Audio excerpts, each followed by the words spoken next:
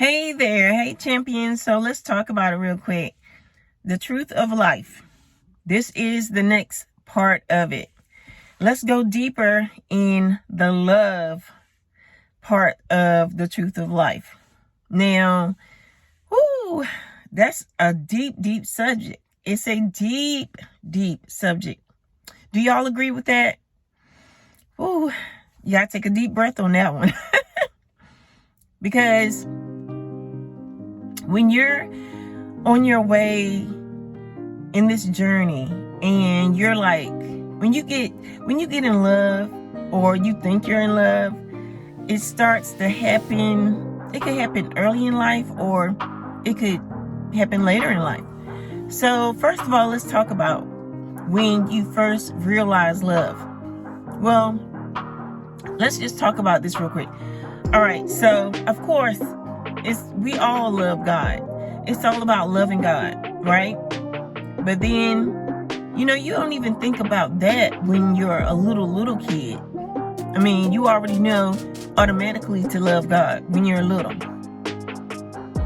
But as you grow up and life starts hitting you and starts to happen, you go into school and then you realize, oh, this person is cute.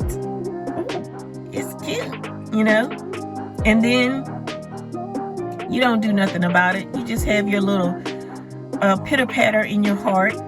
And then junior high happens, you elementary school, junior high, and then you're still looking and you're like, ooh, cute, Yes, some people are into their books and stuff like that, but even the ones that's into their books, they're still looking, right?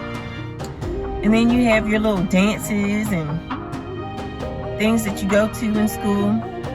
Not unless you were homeschooled. Nowadays, everybody's homeschooled. But it's so interesting when you get to high school. High school is where a lot of things happen. Now, I've seen a lot of things happen in junior high. And it's like, whoa. When different things happen in junior high, you see little girls getting pregnant in junior high, you're like, whoa.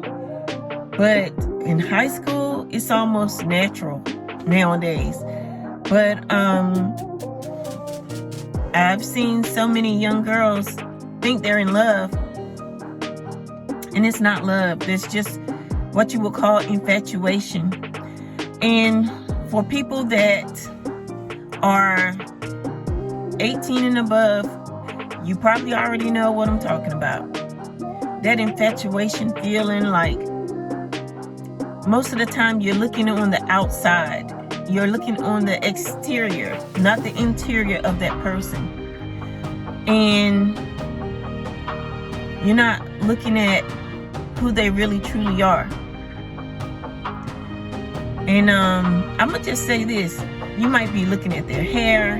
You might be looking at how they're shaped, their skin complexion, or something might do it for you. I don't know. But they might have a beautiful smile. But did you really get a chance to know them?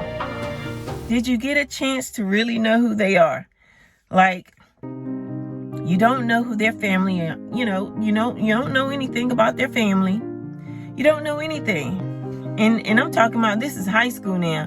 I see a lot of people really mess up their lives in high school. And they end up marrying people that they didn't want to marry because they didn't know better.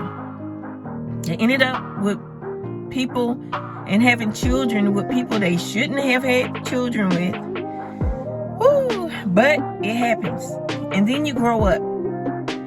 And then sometimes you say to yourself, all right, that person over there, they're nice looking. They have a mindset that I might like.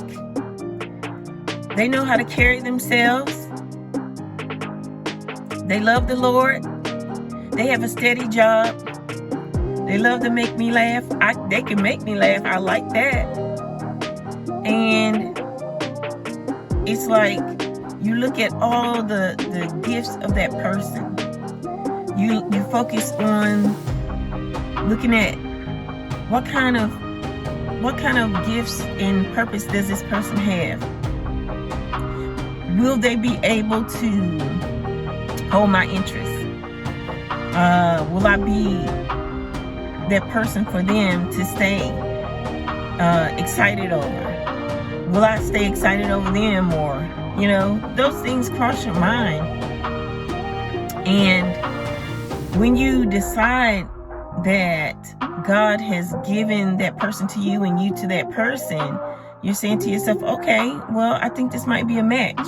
Now, a lot of times people look at credit and different things like that, but you have to say to yourself,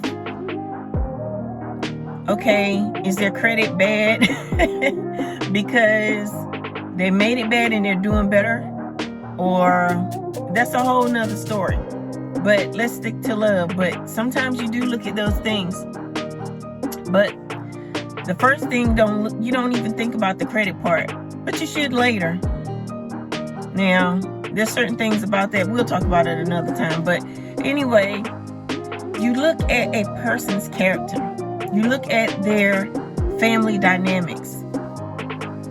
Do they love their parents? Do they love their siblings? Do they have a close family?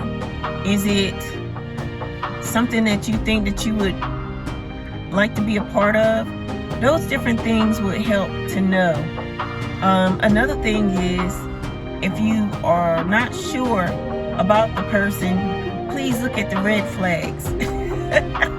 There's red flags because you're not sure if you're in love with that person, but there are red flags here and there.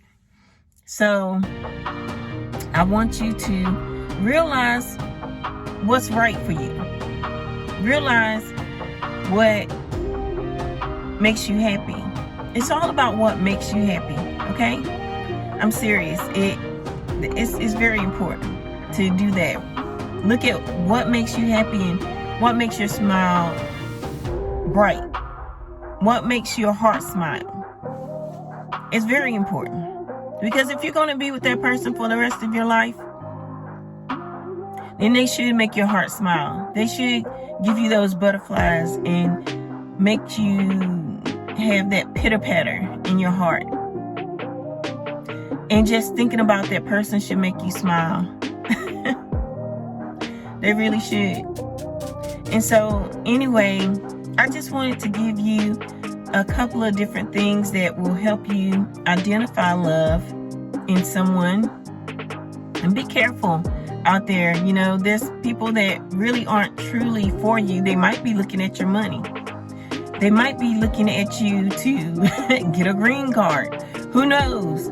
But just keep yourself in alignment with what you need in your life. And be mindful of wonderful things for yourself.